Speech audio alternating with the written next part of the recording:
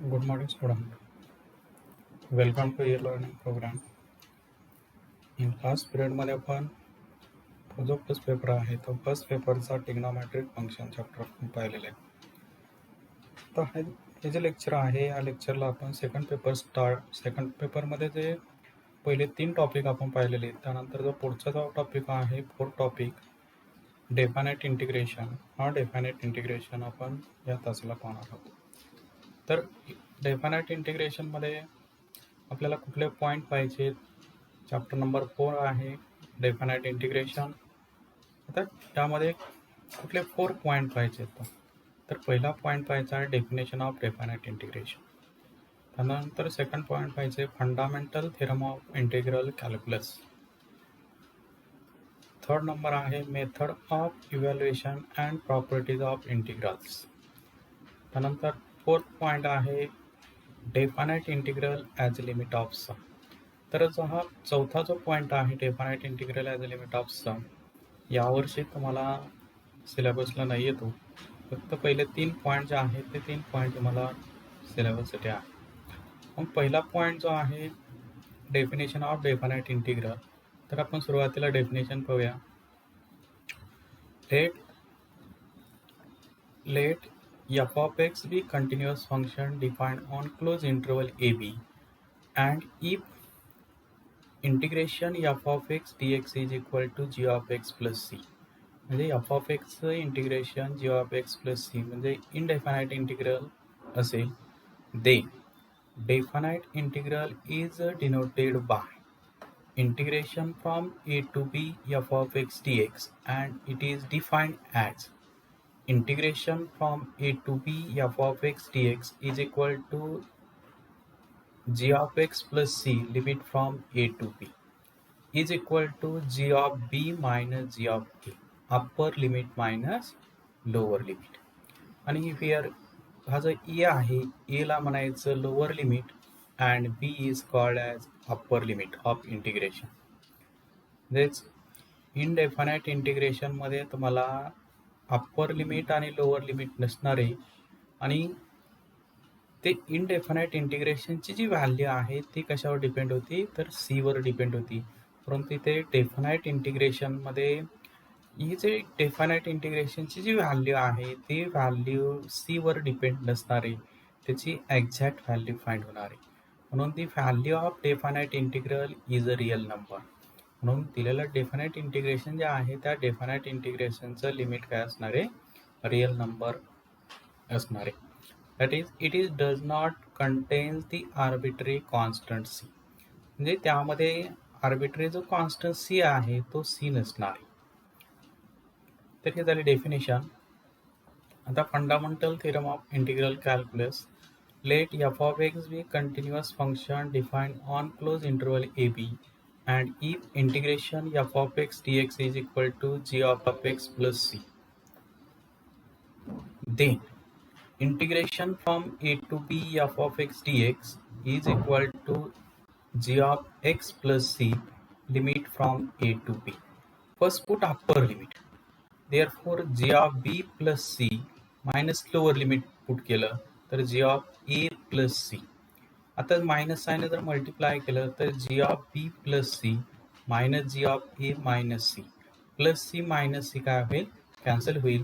म्हणून जी of B minus G of A म्हणजे integration A to B F of x D x is equal to, सुरुवातीला आपल्याला हे जे इनडेफिनाइट इंटिग्रेशन आहे इनडेफिनाइट इंटिग्रेशन सॉल्व करावं लागणार. आणि सॉल्व झाल्यानंतर त्यामध्ये काय करायचं, अप्पर लिमिट ठेवायचं अगोदर, upper limit minus lower limit, ते डेफिनाइट इंटिग्रेशनची व्हॅल्यू. तर याला म्हणायचं fundamental theorem of integral calculus. Thus the integration a to b f of x dx is equal to g of b minus g of a. आता property ज्या आहे त्या properties आपण पाहूया. परीक्षेला 4 मार्कसाठी क्वेश्चन विचारू शकतात प्रॉपर्टीवर. एक प्रॉपर्टी आणि प्रॉपर्टीवर डिपेंड एक एक्झाम्पल असं 4 मार्कचा क्वेश्चन कंबाईन तुम्हाला विचारू शकतात, किंवा 3 मार्कला प्रॉपर्टी विचारू शकतात, किंवा 3 मार्कला त्यावरती एक्झाम्पल विचारू शकतात. मग आपण पहिली प्रॉपर्टी पाहूया. Integration from A to A F of x D x is equal to 0. म्हणजेच अप्पर लिमिट आणि लोअर लिमिट जर सेम असेल तर त्या डेफिनाइट इंटिग्रेशनची व्हॅल्यू काय असते, 0 असते. मग proof let integration F of x D x is equal to G of x plus C. Therefore left side जर कन्सिडर केली आपण, लेफ्ट साइड जर कन्सिडर केली पहा, तर integration A to A F of x D x is equal to g of x plus c limit from a to a. First put upper limit g of a plus c, then minus lower limit g of a plus c. Minus ने multiply केलं g of a plus c minus g of a minus c plus g of a minus g of a cancel होईल, plus c minus c काय होईल, cancel होईल. म्हणून g of a minus g of a that is 0. आणि कुठले आले, right side आली. म्हणून LHS side is equal to RHS side.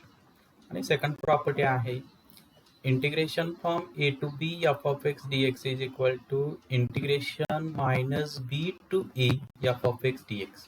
म्हणजे प्रॉपर्टी काय सांगते, जर डेफिनाइट इंटिग्रेशनमध्ये अप्पर लिमिट आणि लोअर लिमिट जर इंटरचेंज केली तर त्या डेफिनाइट इंटिग्रेशनची जी व्हॅल्यू आहे ती चेंज इन ओनली साइन.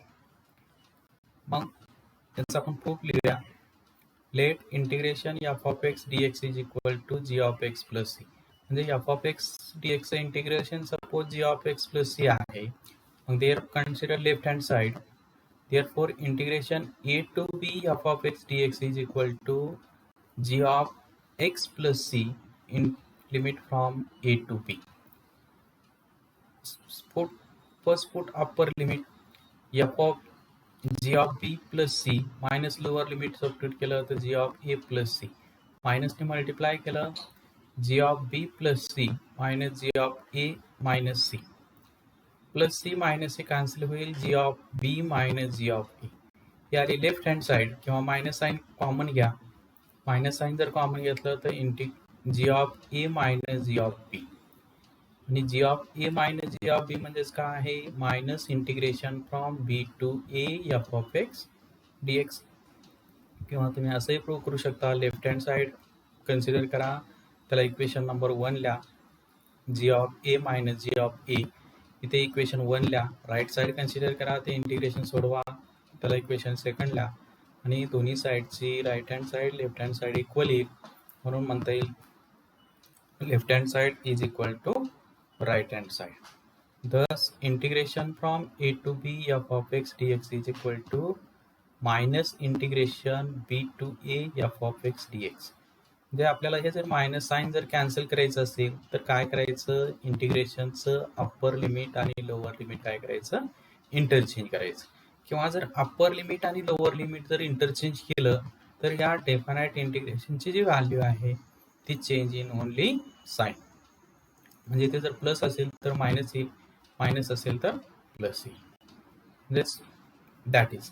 तर त्याचं काय अर्थ आहे, अप्पर लिमिट आणि lower limit are interchange, then the value of definite integration change only sign. म्हणजे अप्पर लिमिट आणि लोअर लिमिट जर इंटरचेंज केलं तर डेफिनाइट इंटिग्रेशनची जी व्हॅल्यू आहे ती चेंज इन ओनली साइन. तरी सेकंड प्रॉपर्टी पाहिली आपण. तर अशी थर्ड प्रॉपर्टी पाहूया. Integration A to B F of x D x is equal to integration from A to B F of T D T. म्हणजे property काय सांगते, आपण जर डेफिनाइट इंटिग्रेशनमध्ये व्हेरिएबल आपण चेंज केला, एक्सच्या ऐवजी जर टी ठेवला तर डेफिनाइट इंटिग्रेशनची व्हॅल्यू रिमेन्स सेम. म्हणजे त्या डेफिनाइट इंटिग्रेशनच्या व्हॅल्यूमध्ये काही चेंज होत नाही. म्हणजेच आता आपण लेफ्ट साइड कन्सिडर करू. Consider LHS side. किंवा let integration F of x D x is equal to G of x plus c. Then consider LHS side. Integration from A to B F of x D x is equal to G of x plus c limit from A to B. First put upper limit, put x equal to b, therefore g of B plus c, then minus lower limit minus G of a plus c. मायनसने multiply केला ब्रॅकेटमध्ये तर जी of B plus C minus G of a plus C minus c cancel होईल, g of B minus G of a. It's equation number 1. Again consider right hand side. Integration a to b f of x f of t dt is equal to integration ची value येईल g of t plus c.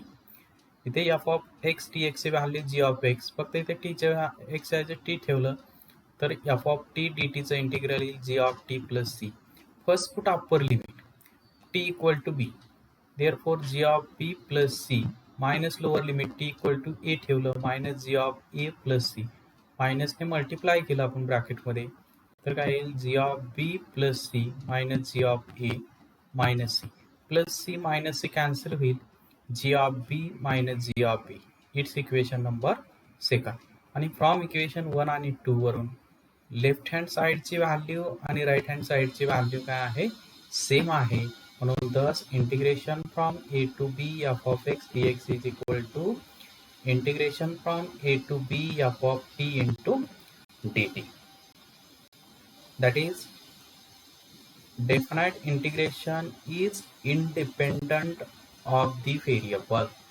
म्हणजे हे definite integration जे आहे हे व्हेरिएबलवर काय नाहीये, depend नाही आहे. म्हणजे त्या डेफिनाइट इंटिग्रेशनची जी व्हॅल्यू आहे त्या व्हेरिएबलवर डिपेंड नाही. तर 3 प्रॉपर्टी पाहिल्या. आता पुढची एक प्रॉपर्टी आहे. या 4 प्रॉपर्ट्यापैकी आपल्याला एक्झाम्पल पुढच्या प्रॉपर्ट्या सॉल्व्ह करण्यासाठी याचा उपयोग करायचा आहे. परीक्षेला शक्यतो विचारत नाहीये त्या. 4th नंबरची property integration from A to B integration from a to b f of x dx is equal to integration from a to c f of x dx plus integration from c to b f of x dx, where c जो आहे लेस than b greater than ए असला पाहिजे.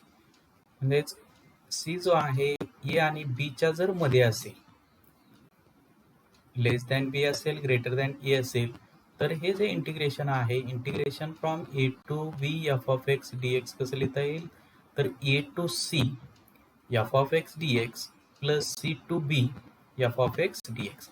किंवा first इंटिग्रलचं 2 इंटिग्रेशनमध्ये जर addition असेल, दोन्ही एफ ऑफ एक्स सेम असेल, फर्स्ट इंटिग्रेशनचं अप्पर लिमिट आणि सेकंड इंटिग्रेशनचं लोअर लिमिट जर सेम असेल तर त्या इंटिग्रेशनला लिहिता येईल integration from A to B F of x D x. म्हणजे फर्स्ट इंटिग्रेशनचं लोअर लिमिट आणि सेकंड म्हणून a to B F of x D x. आता आपण याचं प्रूफ पाहूया. Let f of x D x is equal to G of x plus c. ह्यात इंटिग्रेशनची व्हॅल्यू आहे g of x plus C.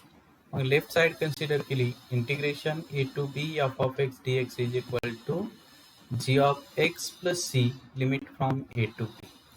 First put upper limit minus lower limit F of g of B plus C minus G of a plus c. मायनसने multiply केलं g of B plus C minus G of A minus C plus C minus c cancel होईल, g of B minus G of a. It's equation number 1. आता consider असंच right side consider करायची. Consider right hand side. Right hand side is equal to integration A to c f of x D x plus integration from c to B F of x D x. First इंटिग्रेशनची value g of x plus c, फक्त limit from A to c, plus second लिमिटची इंटिग्रेशनची value g of x plus c limit from c to b. आता फर्स्टमध्ये put upper limit, मग g of c plus C minus G of a plus c plus. तर second मध्ये first put upper limit x equal to b, g of B plus C minus lower limit ठेवलं g of c plus c. आता plus ब्रॅकेटमध्ये मायनसने multiply करा, मग पहा g of c plus C minus G of A minus C plus g of B plus C minus G of c minus C plus C minus c cancel होईल, plus C minus c cancel होईल. तसं g of c आणि जी of c plus minus काय होईल, cancel होईल. राहिलं फक्त g of B minus G of a. म्हणून जी of B minus G of a याला इक्वेशन नंबर लिहिलं second. from equation 1 and 2. Therefore integration from a to b f of x dx is equal to integration from a to c f of x dx plus integration from c to b f of x dx. तर ह्या जे प्रॉपर्ट्या आहेत या प्रॉपर्ट्या पुढचे जे प्रॉपर्ट्या आहेत त्या प्रॉपर्ट्या मला प्रूव्ह करताना ह्या प्रॉपर्ट्या तुम्हाला काय करायच्या यूज करायच्या. आता या प्रॉपर्ट्या शक्यतो परीक्षेला विचारत नाहीत, परंतु ह्यानंतरच्या जे प्रॉपर्टी आहेत या प्रॉपर्ट्या परीक्षेला 3 मार्कसाठी किंवा 4 मार्कसाठी विचारू शकतो. आता एक property integration from a to b f of x dx is equal to integration from a to b f of a plus b minus x. X replaced by lower limit plus upper limit minus x. X replace काय? X replace आहे upper limit minus lower limit किंवा lower limit plus upper limit minus x. आणि ती value ठेवल्यानंतर ते जे definite integration solve केलं तर दोन्ही डेफिनाइट इंटिग्रेशनची व्हॅल्यू काय असणार आहे? सेम असणार आहे. मग हे झालं प्रॉपर्टी नंबर 5. आता याचं आपल्याला प्रूफ पाहिजे. परीक्षेला 3 मार्कसाठी बऱ्याच वेळेस विचारलेली, 4 मार्कला जर असेल तर यावरती एक एक्झाम्पल अटॅच असणार आहे. मग याचं सोल्युशन आपण पाहू. आता कुठली तरी एक साईड आपण कन्सिडर करू आणि अनदर साईड काय करूया? प्रूव्ह करूया. मग कन्सिडर लेफ्ट साइड कन्सिडर केली. Consider LHS side. LHS side is equal to integration from a to b f of x dx. आता आपल्याला राईट साइड पाहायचं. राईट साइडला आपल्याला x च्या ऐवजी a plus b minus x पाहिजे. मग हा जो x आहे या x ला सबस्टिट्यूशन ठेवायचं. मग put x is equal to a plus b minus t. तर इथे x आहे परंतु लेफ्ट साइडला x आहे म्हणून इथे अनदर व्हेरिएबल काय t. x is equal to काय ठेवायचं? a plus b minus t. आता त्याला डेरिव्हेटिव्ह घेतला, differentiate with respect to x केला. x चा derivative with respect to x 1, a चा डेरिव्हेटिव्ह 0, b चा डेरिव्हेटिव्ह 0, मायनस t चा डेरिव्हेटिव्ह dt अपॉन dx. आणि dx जो आहे राईट साइडला डिवाइड आहे तो लेफ्ट साइडला घेतला तर dx is equal to minus dt. आता लिमिट चेंज करायचं आहे आपल्याला. मग लिमिट कशात चेंज करायचं? तर जे सबस्टिट्यूशन आहे त्यामध्ये ठेवायचं. पुट सुरुवातीला x इक्वल टू a ठेवलं, x इक्वल टू a ठेवलं इथे, तर t इक्वल टू काय? x a कॅन्सल होईल. मग 0 is equal to b minus t. t is equal to काय येईल? b. मग x इक्वल टू a ठेवलं तर which implies t equal to b. when x equal to b which implies t is equal to a. आता अशा टाईपचं definite integration असेल आणि सबस्टिट्यूशनवर तर डिपेंड असेल तर विसरायचं नाही, त्या इंटिग्रेशनचं लिमिट चेंज करायला विसरायचं नाही. ही महत्त्वाची स्टेप आहे. ज्यावेळेस तुम्ही सबस्टिट्यूशन ठेवता त्यावेळेस इंटिग्रेशनचं जे लिमिट आहे ते लिमिट चेंज करायचं. ते कसं चेंज करायचं? तर त्या सबस्टिट्यूशनमध्ये ठेवायचं आणि इंटिग्रेशनचं लिमिट काय करायचं? चेंज करायचं. मग therefore LHS side is equal to, आता x इक्वल टू a असताना t इक्वल टू b म्हणजे b to a f of x replace by a plus b minus t. a plus b minus t आणि dx replace by minus dt is equal to minus dt. आता हे जे minus sign आहे ही minus sign आपल्याला cancel करायची.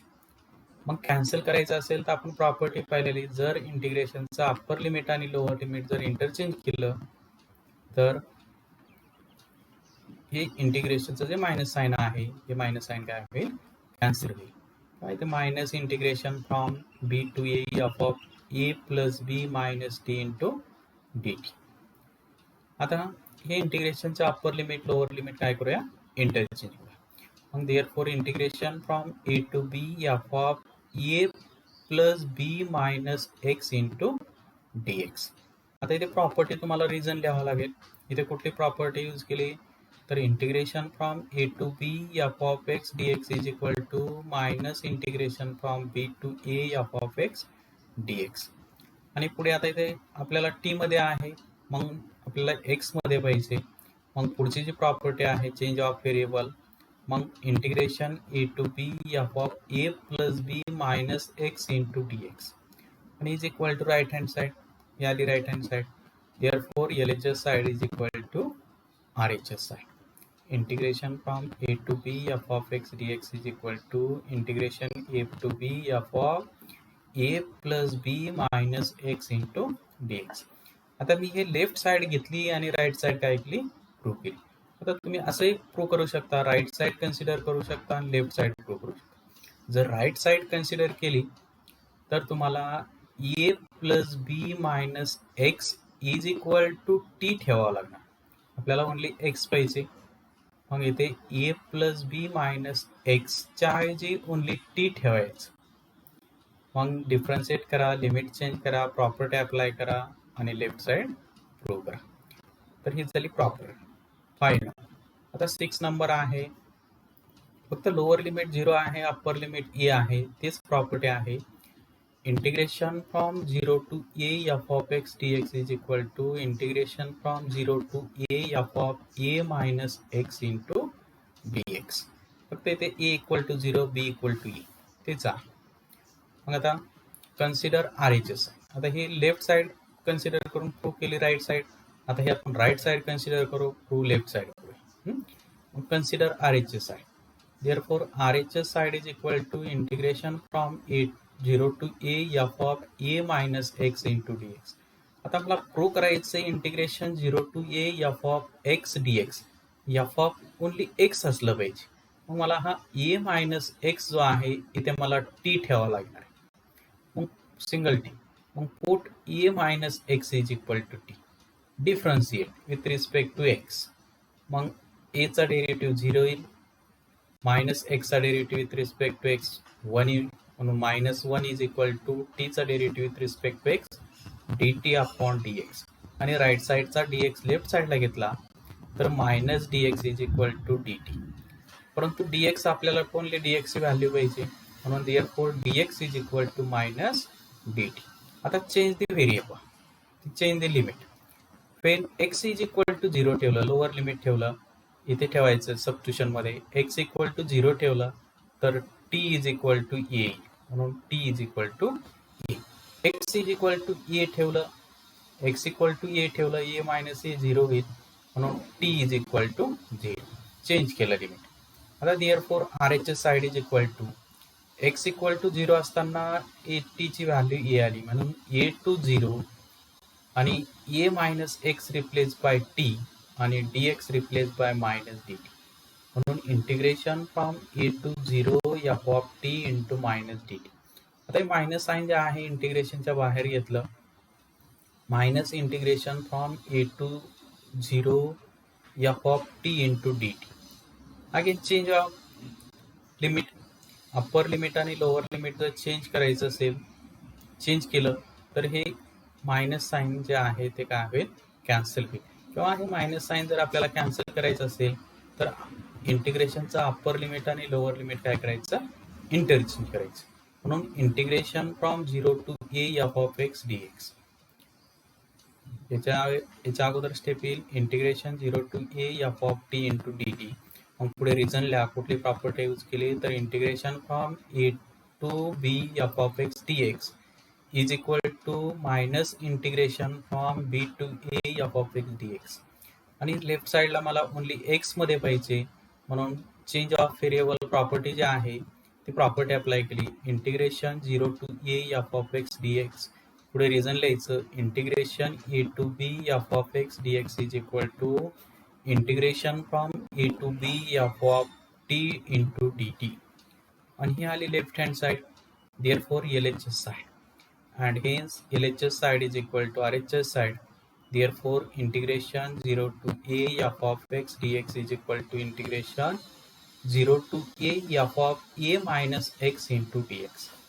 तर ह्या किती प्रॉपर्टी झाल्या, 6 प्रॉपर्टी झाल्या. या 6 प्रॉपर्टी ज्या आहेत, पुढे अजून 2 प्रॉपर्टी राहिलेत, 7 आणि 8 राहिली, ते आपण पुढच्या तासाला पाहू. परंतु हे जे 5 प्रॉपर्टी 6 प्रॉपर्टी पाहिले, यामध्ये 5 नंबर आणि 6 नंबर प्रॉपर्टी जे आहे हे महत्त्वाच्या आहेत.